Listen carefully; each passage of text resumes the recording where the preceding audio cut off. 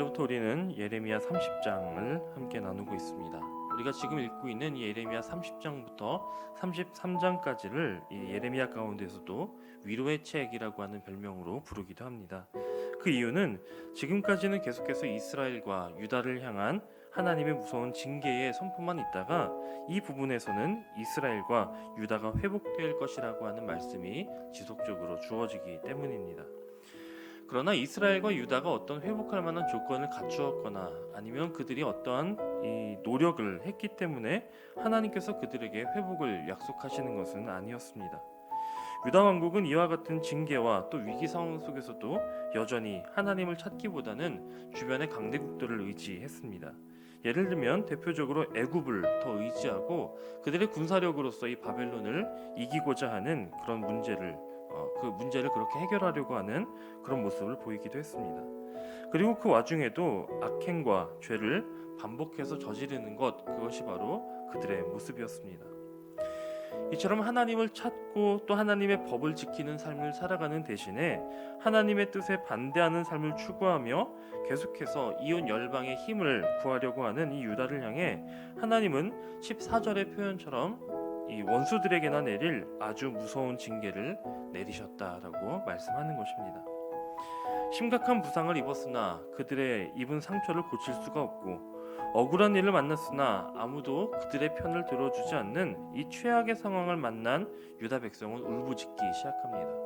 그리고 그 유다 백성들의 울부짖음에 대해서 하나님은 15절에서 이렇게 답하십니다. 내가 어찌하여 내 상처 때문에 부르짖느냐. 이 유다 백성들은 울부짖었습니다. 왜 울부짖었다고 기록하고 있습니까? 그들의 상처 때문에 울부짖었다는 것입니다. 그들이 아프니까 또 속상하고 괴롭고 힘드니까 부르짖은 것입니다.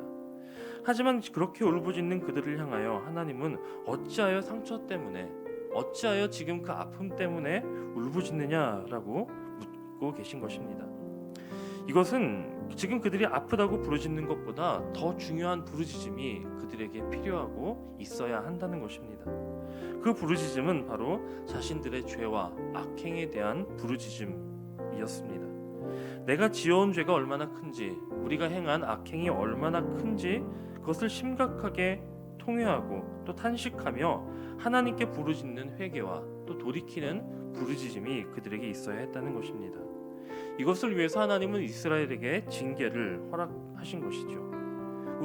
그들을 돌이키시려고, 그들이 다시 돌아와 다시 살게 하시려고 때때로 하나님은 이러한 사랑의 매, 또 사랑의 징계를 허락하시는 것입니다.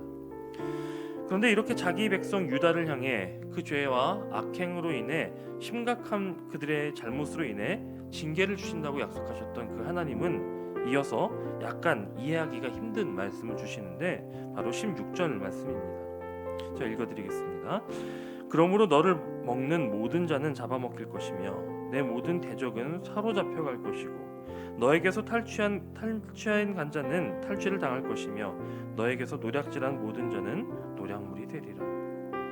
여러분 이 구절 가운데 그러므로라고 하는 접속사가 조금 생소하게 느껴지진 않으십니까?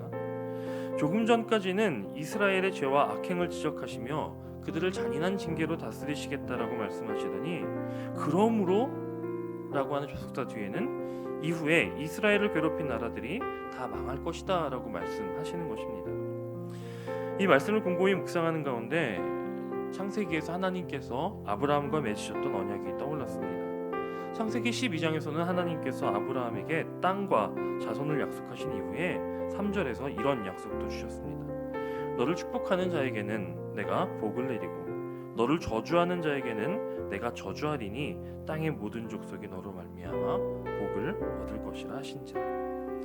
즉 지금 이 구절은 사랑하는 자녀들의 죄와 악행이 너무나도 크기 때문에 그 길을 떠나 하나님께로 돌아오기를 원하셔서 하나님이 사랑하는 그 자녀들, 그 백성들을 징계하시긴 하셨지만 그 징계가 끝난 후에는 그토록 자신이 사랑하시던 이 자기 백성을 저주하고 괴롭힌 이들을 벌하시겠다라고 말씀하시는 것입니다.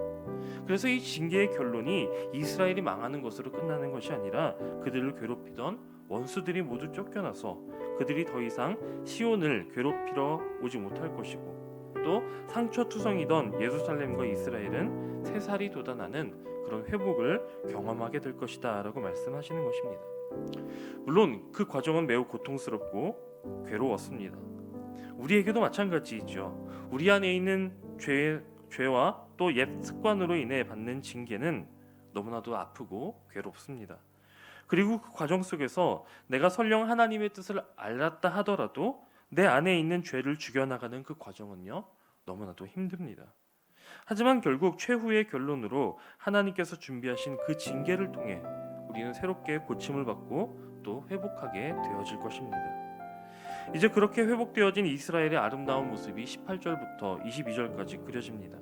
포로들이 돌아오고 그들의 삶이 회복됩니다.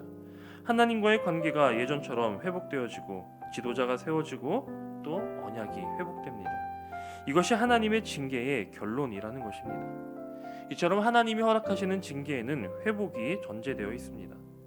오늘도 우리는 내가 받고 있는 상처와 고통, 또 지금 내가 처한 환경의 문제 때문에 고민하고 씨름하고 또 그 고통으로 인해 부르짖지만 하나님께서 내게 주신 시련과 징계들은 아무런 의미 없고 아무런 이유 없는 일들이 아니라 회복을 위해 허락하시는 일이라는 사실을 꼭 기억하시기 바랍니다.